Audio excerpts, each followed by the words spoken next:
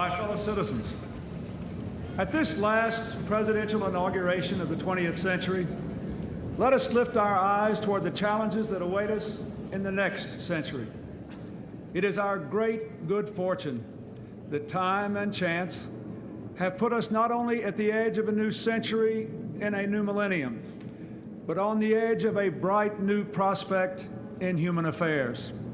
A moment that will define our course and our character for decades to come. We must keep our old democracy forever young. Guided by the ancient vision of a promised land, let us set our sights upon a land of new promise. The promise of America was born in the 18th century out of the bold conviction that we are all created equal.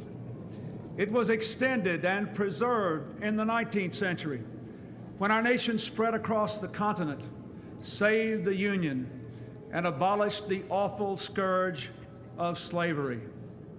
Then, in turmoil and triumph, that promise exploded onto the world stage to make this the American century. And what a century it has been.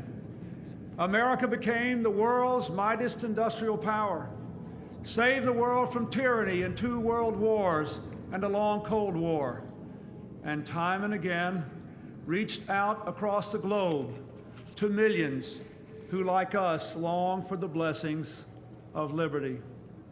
Along the way, Americans produced the great middle class and security in old age, built unrivaled centers of learning and open public schools to all, split the atom and explored the heavens, invented the computer and the microchip, and deepened the wellspring of justice by making a revolution in civil rights for African Americans and all minorities, and extending the circle of citizenship, opportunity, and dignity to women.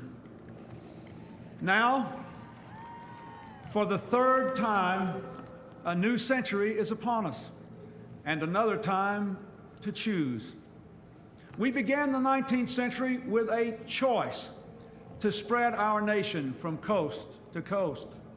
We began the 20th century with a choice to harness the Industrial Revolution to our values of free enterprise, conservation, and human decency. Those choices made all the difference. At the dawn of the 21st century, a free people must now choose to shape the forces of the information age and the global society, to unleash the limitless potential of all our people, and yes, to form a more perfect union. When last we gathered, our march to this new future seemed less certain than it does today. We vowed then to set a clear course to renew our nation. In these 4 years, we have been touched by tragedy, exhilarated by challenge, strengthened by achievement. America stands alone as the world's indispensable nation. Once again, our economy is the strongest on earth. Once again, we are building stronger families, thriving communities, better educational opportunities, a cleaner environment. Problems that once seemed destined to deepen now bend to our efforts. Our streets are safer, and record numbers of our fellow citizens have moved from welfare to work. And once again, we have resolved for our time a great debate over the role of government. Today, we can declare government is not the problem, and government is not the solution. We, the American people, we are the solution.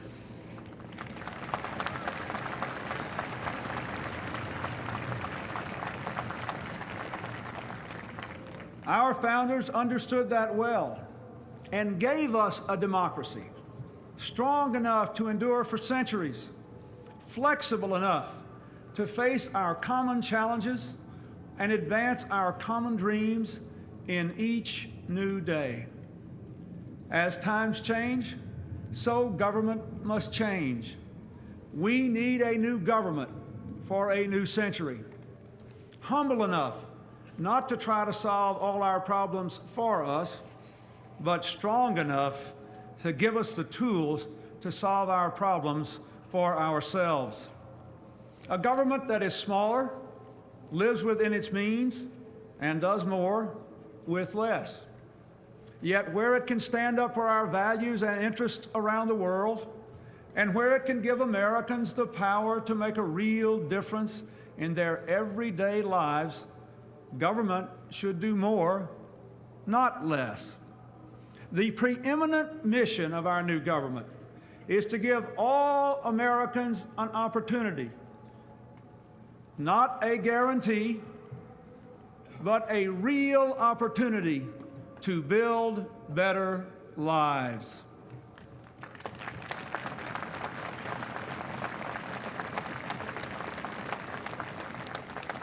Beyond that, my fellow citizens, the future is up to us. Our founders taught us that the preservation of our liberty and our union depends upon responsible citizenship. And we need a new sense of responsibility for a new century. There is work to do, work that government alone cannot do. Teaching children to read, hiring people off welfare rolls, coming out from behind locked doors and shuttered windows to help reclaim our streets from drugs and gangs and crime, taking time out of our own lives to serve others.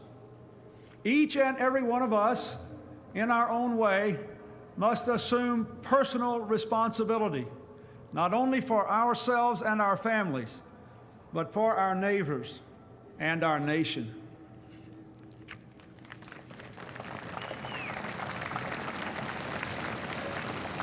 Our greatest responsibility is to embrace a new spirit of community for a new century. For any one of us to succeed, we must succeed as one America. The challenge of our past remains the challenge of our future. Will we be one nation, one people with one common destiny or not? Will we all come together or come apart? The divide of race has been America's constant curse.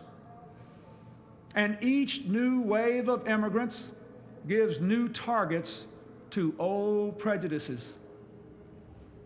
Prejudice and contempt, cloaked in the pretense of religious or political convictions, are no different.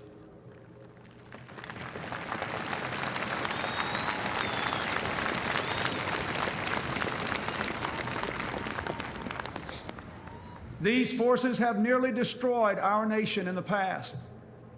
They plague us still. They fuel the fanaticism of terror, and they torment the lives of millions in fractured nations all around the world. These obsessions cripple both those who hate and, of course, those who are hated, robbing both of what they might become. We cannot, we will not succumb to the dark impulses that lurk in the far regions of the soul everywhere. We shall overcome them.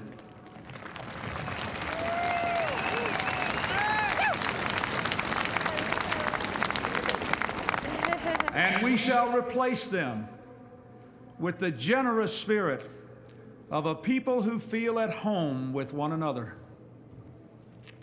Our rich texture of racial, religious, and political diversity will be a godsend in the 21st century.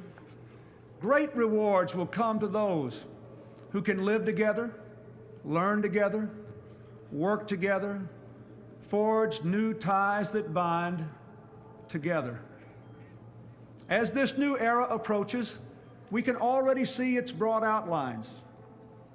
10 years ago, the internet was the mystical province of physicists. Today, it is a commonplace encyclopedia for millions of school children. Scientists now are decoding the blueprint of human life. Cures for our most feared illnesses seem close at hand. The world is no longer divided into two hostile camps. Instead, now we are building bonds with nations that once were our adversaries. Growing connections of commerce and culture give us a chance to lift the fortunes and spirits of people the world over. And for the very first time in all of history, more people on this planet live under democracy than dictatorship.